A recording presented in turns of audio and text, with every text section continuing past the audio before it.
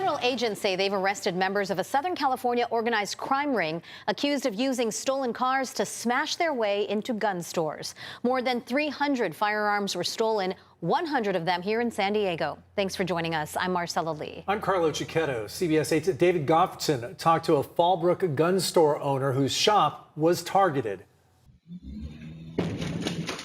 It's the first time we've had a car try to ram through our building. Tony Williams is one of the lucky gun shop owners. The burglars were unable to break through his front door. Thankfully, we're kind of tucked away in a corner unit, and there's trees out front, and there's also large like landscaping boulders out front. So they couldn't get a good shot at the front of the building. Tony's store, Fallbrook Guns and Ammo, was hit by the group of burglars on June 13th. Part of a string of 9 break-ins all over Southern California where the burglars made off with hundreds of guns. The first break-in was in October at Chaparral Coin and Gun in Murrieta. 43 guns were stolen. The second store, Poway Weapons and Gear, was targeted in March. 78 guns stolen. In June, the burglars stole 33 firearms from Firearms Unknown in Oceanside. The MO, always the same, using a stolen car to smash through the building and driving away in a different getaway car. 63 guns were taken 2 weeks ago from this store in Ventura County. We do believe that there was a second vehicle involved, so they could flee the scene. The downfall of the alleged burglars came from social media, according to federal agents. They say they found photos on Instagram of the thieves showing off the stolen guns and wearing the same clothing seen in the surveillance video. When agents served search warrants, they found some of the weapons stolen from the San Diego County gun shops. Every night, all of our firearms are removed from displays, and they're put back into our secure back room inside of safes. So even if they would have got in, they wouldn't have gotten anything from us. 6 of the 11 suspects made their first court appearance on Tuesday in Los Angeles federal court. Here at Poway Weapons and Gear, they estimate the damage to the building alone to be $60,000. That does not include the 78 firearms that were stolen. In Poway, David Goffredson, CBS 8. Thanks, David. 6 of the suspects face charges up in Los Angeles, 4 in Nevada federal court, and 1 in Riverside County court. They face up to 10 years in prison if convicted. Agents say some of the stolen guns were recovered on the streets in Los Angeles in unrelated arrests. The man arrested in connection with a string of armed robberies last week that stretched from Pacific Beach to El Cajon appeared in court today. The suspect is 22-year-old Caleb Johnson of Lakeside, but you won't be seeing his face tonight. CBS 8's Kirsten Holmes joins us live and explains the San Diego District Attorney's Office is making sure he gets a fair trial. Kirsten? That's right. That's why the judge says that we can't show you any pictures or video of Johnson, who pled not guilty inside of that courtroom today. But San Diego and El Cajon police both say that he's their suspect in a string of robberies across San Diego County. Case today was a clear message from the court telling San Diego residents that you have the right to feel safe at work. You have the right to feel safe while you're waiting for an Uber when the bars let out in Pacific Beach. Deputy DA Malik Beruznami explains why the judge says 22-year-old Anthony Caleb Johnson's face and face tattoos cannot be shown in court. To not compromise any sort of investigation or ongoing case, especially when you have a series such as this one where identity will be contested. But Beruznami says that doesn't mean he isn't their suspect in a crime spree that includes several armed robberies in less than an hour. He victimized 5 separate members of the community, 2 pedestrians and 3 clerks that were just doing their job at 7-Eleven at odd hours of the night.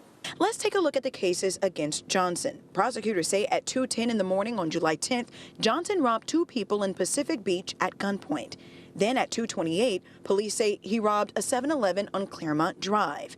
At 2:45, SDPD says he robbed another 7-Eleven on Claremont Mesa Boulevard. Then at 3:01, El Cajon police say Johnson robbed the 7-Eleven on Fletcher Parkway. El Cajon PD was able to get some surveillance footage from their crime that showed the very distinctive tattoos on the one suspect's face, and it was actually one of their officers that was able to identify him for us. San Diego police say while working with El Cajon police, they were able to get the suspect's car's license plates. We entered that into the automated license plate reader system, and we were able to show that that vehicle was actually in close proximity to all 4 of the crimes around the times that they occurred. Several of Johnson's friends and family members were inside the courtroom again, where he pled not guilty. The investigation continues, and Johnson's next court date is set for July 25th. Reporting for CBS 8, I'm Kirsten Holmes. Back to you. Thanks, Kirsten. Today, Rebecca Taylor, who was chair of the San Diego County Democratic Party, was killed in a motorcycle crash in Utah. The party said that she was fatally hit from behind while returning home from a trip. No other details are available at this time. In a statement, though, the Democratic Party said, quote, "She was more than just a leader. She was a public servant." Becca was a Navy veteran, an advocate for victims of sexual assault, a member of the OB Town Council, and a volunteer finding resources for asylum seekers. She embodied the best of us. San Diego Mayor Todd Gloria said, quote, "Becca was a tremendous and fierce leader for our local Democratic Party," adding her leadership, passion, and dedication to our community has left an indelible mark. Right now, we're following this developing fire out in East County. You're looking at video from earlier. We brought this to you at first during our 5 o'clock news as breaking news. The Sloan Fire, as it's being called, started on Sloan Canyon Road in Dehesa just under 2 hours ago. So far, it's burned almost 13 acres, but CBS 8 has been told it has the potential to reach 100 acres. Right now, we don't know of any threats to structures or any evacuation orders. We do know that there is air support in the area at this time. We'll keep you updated as we learn more. Millions of dollars that were heading to San Diego County for temporary housing have been diverted out of our area by the governor's office. As CBS 8's Steve Price explains, the state is blaming county supervisors, but our local leaders are still moving forward with plans for new housing and are hoping the governor will contribute. State leaders agreed to chip in $10 million to place 150 tiny homes on this lot here in Spring Valley. At first, county supervisors approved the plan, but then backed out after neighbors objected. So now the state is pulling its money. Instead of giving it to us for another project in the county, they're sending it to San Jose. San Diego County could not move with the urgency the housing and homelessness crisis demands, the governor's office told CBS 8 in a statement, adding, "The governor is committed to accountability, and we will not allow local delays and opposition to impede the state's unprecedented efforts to get people off the streets and into housing." It complicates things now that the governor has officially said, he's taking his money and his homes back. County Supervisor Monica Montgomery Stepp is hoping we can still get state money, and she'd like to spend it here on this vacant lot in Lemon Grove, about 2 miles from the Spring Valley location. The plan is to build 70 sleeping cabins with 24-hour security. It'll cost just over $11 million to plan, design, and build, and another $3 million annually to operate it. This is a priority, providing a safe and stable place for our neighbors suffering from homelessness to stay.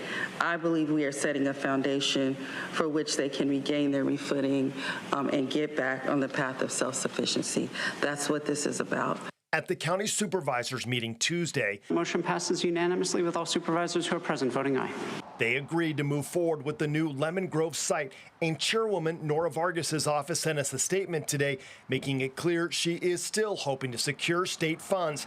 I look forward to collaborating with Governor Newsom to find real and equitable solutions to the homelessness crisis, and will continue to ensure that community voices are heard throughout this process.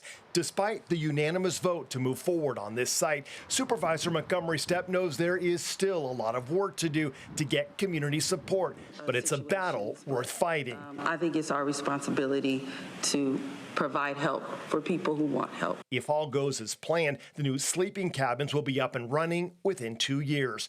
In Lemon Grove, Steve Price, CBS 8. Thanks, Steve. Tonight, a homeless encampment that was deemed dangerous to the people who lived there and also for the drivers who passed it has been taken down. It was on the shoulder of Kenwood and State Route 94, just west of the on-ramp in Spring Valley. A couple says they reported the encampment to Caltrans but never heard back. And then they told CBS 8 that it went on for too long and created a dangerous distraction. Are looking at that, but then they turn up to accelerate, and sometimes people would park and leave food or services to this homeless encampment. And so the whole thing was just kind of a dangerous and unsafe. Working for you, CBS 8 contacted Caltrans, who told us it can take up to 2 weeks to process requests. Today, we saw people moving to the other side of the highway down the flood channel. The agency says they are not solving the problem, but managing it. Today, a new report is raising questions about a proposed 1,000-bed mega shelter in Middletown. The 18-page report was released by the City of San Diego's independent budget analyst. The review found several flaws in the appraisal process and indicates the city could be significantly overpaying to use that space on Kettner and Vine. Refreshing to know that finally the city realizes through this department that this is way too expensive, because once we get into this lease, we're going to be paying more every year. The mayor responded to the recent report saying, quote, the city has spent months performing due diligence, conducting appropriate assessments, and negotiating on behalf of taxpayers. We have the full 18-page report and Mayor Gloria's entire statement on CBS8.com. The City Council will make its final vote next week on July 22nd. San Diego Pride Week celebrations are getting started. Our Esmeralda Perez is live at St. Paul's with a preview of the event happening tonight. Esmeralda?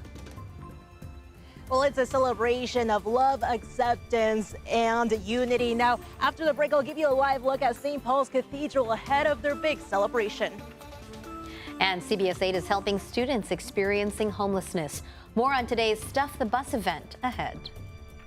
We had those cumulus clouds still over the mountains, and so offering up a slight chance we could see some showers. We're still holding on to that into tomorrow. Also talking about the elevated surf along our coastline and some weekend heat. An alert for the desert. All those details are coming up.